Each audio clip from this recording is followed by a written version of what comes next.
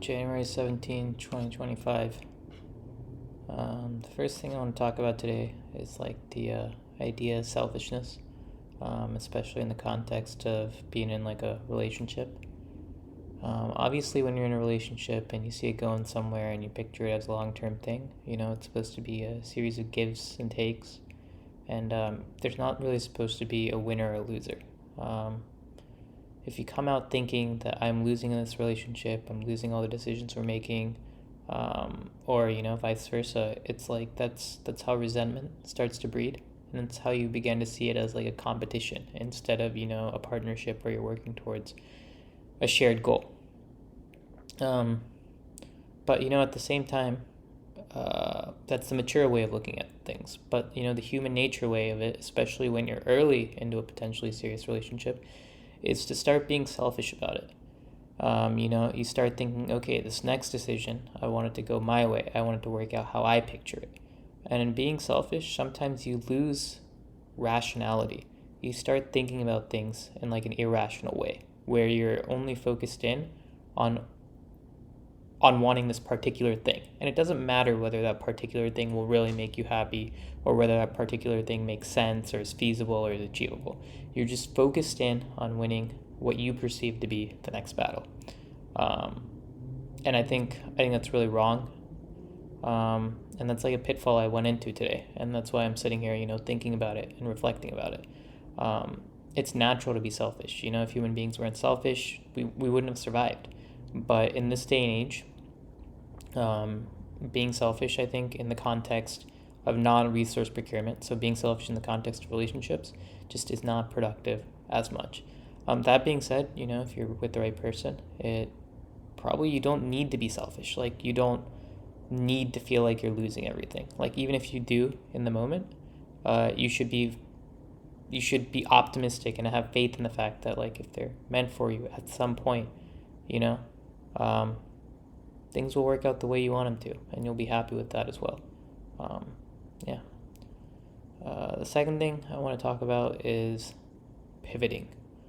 And by this, I just mean like the general mindset and ability that some people have in being flexible when an unexpected thing happens. And the reason I'm thinking about this is, going back to a couple of days ago where we talked about UFC 311, and I was super hyped for the Islam Makhachev versus Arman Sarukian fight. That fight actually fell through, and so now the main event is Islam Makhachev versus Renato Moicano. And Makhachev is obviously a favorite, and he's obviously the best pound-for-pound fighter in the world. But, he sat there, and he said, it doesn't matter who I'm fighting. If they're going to call me the best in the world, I'll fight whoever comes, because that's what the best in the world does. And I really appreciated the fact, listening to that, and marveled at the fact that, even in a sport where a wrong move or a wrong opponent or getting hit the wrong way can result in severe long-term damage, there's guys out there who just give no fucks. They're able to pivot, they're able to compartmentalize, and they're able to have enough self-confidence and belief in their abilities to think that they can overcome any challenge. And some of them genuinely do have that self-confidence, and some of them the self-confidence is built from like delusion. But nonetheless, I think it's like a super admirable facet to have. And that got me thinking about what other qualities you need to pivot in like, your day-to-day facets of life. And what I've come down to is that in order to be flexible day-to-day, you have to be humble, number one. And number two, you have to have an open mind about everything. And that sort of goes with number one. What I've noticed about inflexible people is the idea that they're not flexible because they think that they're always right. And if you think you're always right, you're always going to think the decisions that you're making are the best possible decisions. And that prevents you from being able to see like the larger picture and pivot and make a losing move in order to win the longer term battle. Yeah, that's not directly analogous to the pivoting Makhachev did, but in general, like, I'm thinking about what qualities I admire in my coworkers. And this is one of them, which is, okay, I'll give up on this one, we can change direction, but they're somehow able to have the vision and humility to accept that A, I may be wrong in this moment, or B, even if I am right in this moment, going this way will result in a potential longer term gain.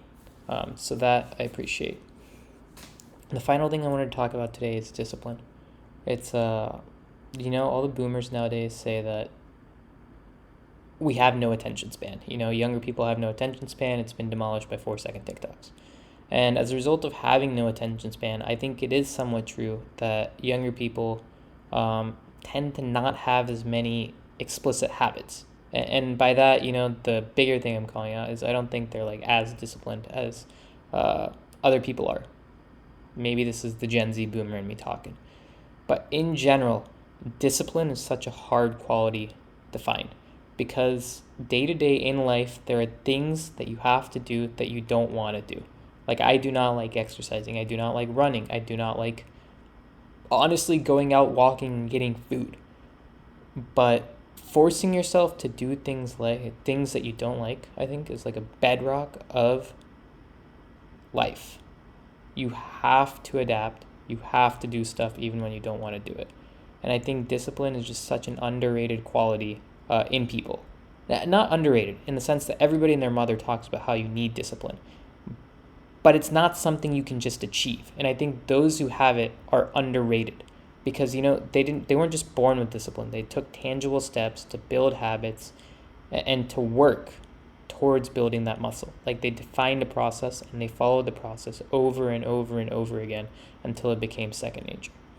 And that's something that I'm trying to do right now. Like I'm trying to be disciplined about exercising at the same time every day. And I'm trying to be disciplined about doing Duolingo the moment I wake up in the morning. And so I'm hoping that being able to stick to those two activities at first will start enabling me to start adding other activities on top of them.